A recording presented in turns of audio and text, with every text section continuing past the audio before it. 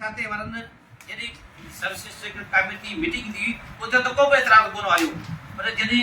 minister साहिब meeting ॾियारे कया त उन मंझि 3-4 क्यूरियूं लॻल हुयूं माना एतिराज़ात लॻल हुआ या ख़दशात लॻल हुआ जंहिं मंझि जेको वॾे में वॾो ख़दशात हुननि कनि सॼे प्राइम मिनिस्टर खे सर्विसिस टिकट मिलंदो त उनजो फाइनेंशियल इम्प्लीकेशन 34 अरब ईंदो माना हिकिड़ो धोखो वञी वेंदो खामखा ऐं ॿियूं मामूली क्यूरियूं हुयूं जंहिं ते तइलीम खाते पारां पूरो तक़रीबन सूबाई वज़ीर जे हुकुम ते साल वर्किंग थी जंहिंमें कानूनी घुर्जूं ऐं जेके बजट जो खातो फाइनेंशियल इम्प्लीकेशन जेके टोटल फॉर्मेलिटियूं उहो पूरियूं करे जॾहिं 1.5 महीनो पहिरीं समरी आख़िर में जेका फाइनल हथी समरी आहे उहा सेक्रेटरी एजुकेशन पारां मोकिली हुई जेका समरी जेके फाइनेंशियल इम्प्लीकेशन लॻाई हो या जेके अंग खणंदा हुआ उहे एजी सिंध जो नुमाइंदो वठो ऑफिसर वठो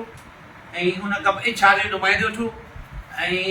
IT डिपार्टमेंट सिंध जो तइलीम खाते जो IT डिपार्टमेंट जा माहिर वेठा ऐं तइलीम खाते जा टॉप जा 2 वॾा ऑफिसर जेके सेक्रेटरी मिनिस्टर कमेटी ठाही उन्हनि गॾी इहा समरी ठाही फाइनेंशियल इम्प्लीकेशन ठाहियो जेको फाइनेंशियल इम्प्लीकेशन तक़रीबन 80 करोड़ 3 साल जो 80 करोड़ रहियो ऐं केॾा 34 अरब किथे रहिया 80 करोड़ छो त असां ऑलरेडी संजा प्राइमरी उस्ताद 16 स्कूल में जेके बि 16 स्कूल में अॻे कमु पिया करूं बाक़ी 7 स्कूल में हिकिड़ी इंक्रीमेंट जो तफ़ावत हो पर फाइनेंस डिपार्टमेंट हरू भरू हुन ते एतिराज़ वारियो जेको अॻनि अखरनि सां समरी सूबाई वज़ीर तइलीम जी मरफ़त उन सिफ़ारिश सां 1.5 महीने जो मुंहिंजे ख़्याल में 1.5 महीनो थियो हूंदो फाइनेंस खाते खे मोकिली हुई जेका 1.5 महीनो उते रखी जॾहिं वज़ीर सिंध जॾहिं हालिया बजट पेश कई त उन बजट में खां अॻे असां राब्तो कयो फाइनेंस वारनि सां त पंहिंजे ज़रियनि खां मालूमात वरिती त ॿुधायो त उहा हिननि हाणे वरी चवंदा 16 अरब थींदो पोइ तव्हां हिकिड़ी ॻाल्हि कहिड़ी चोटी हाणे 16 अरब माना अधु वधि खटी लही आई आहे पोइ बि चवंदा 16 अरब खर्ची थो हरू भरू बि सिंध जे प्राइमरी उस्ताद जो तव्हांखे यादि ॾियारींदो हलां त जॾहिं असांखे टाइम स्केल मिलियो तॾहिं बि फाइनेंस खातो इहो फाइनेंस खातो साईं मुराद अली शाह साहिबु 2016 में CM डायरेक्टर इशू कई उन डायरेक्टर इशू ते बि हुननि हरू भरू एतिराज़ वारियो त वज़ीर इहा सूबा ॾियनि था वॾो चितान ॾिए थो पर सॼो उस्ताद गॾियो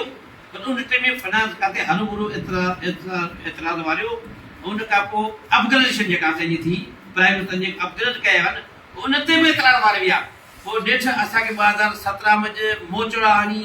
लठियूं हणी जेलनि में विझी बेहाल करे पोइ असांखे वज़ीर लाइ नोटिस वरितो असांजो हितां जो MNA साहिबु आहे नवीद कुमार साहिबु आहे APN ऐं सिंध हुकूमत नोटिस वठण खां पोइ असांखे बग़ैर शर्त मिलियो माना वॾी जदोजहद खां पोइ मिलियो असां उन टीम में वज़ीर जो दुगुनो ऐं अपग्रेडेशन जेका कई हुई असांजी जेके नौजवान उस्ताद या जेके सीनियर उस्ताद उन कंडीशन हरू भरू कयूं उहा बि जॾहिं सॼे उस्ताद वॾी जदोजहद कई वठ पकड़ कई उन खां पोइ मजबूर थी चलो हुन जे घरां थो पहुचे वञे माना उस्ताद दुनिया जा ऑफिसर दुनिया जा महकमा जेके आहिनि उस्तादनि खे वध खां वधि मरादूं ॾियनि पर प्राइमरी उस्ताद खे 78 साल में मंज़ूर थिए सर्विसिस हरू भरू फाइनेंस डिपार्टमेंट रोक वेठो आहे छो त असांखे को बि शौक़ु कोन्हे असीं रोडनि ते अचूं जड़ा करियूं जता करियूं असां पंहिंजे स्कूल पढ़ायूं पर मजबूर थी जॾहिं वज़ीर सिंध सूबाई वज़ीर तइलीम खातो हर खाते जो सवाबदीदी इख्तियारात पंहिंजे मुलाज़िम खे मरादो ॾे तइलीम खाते जे सेक्रेटरी साहिबु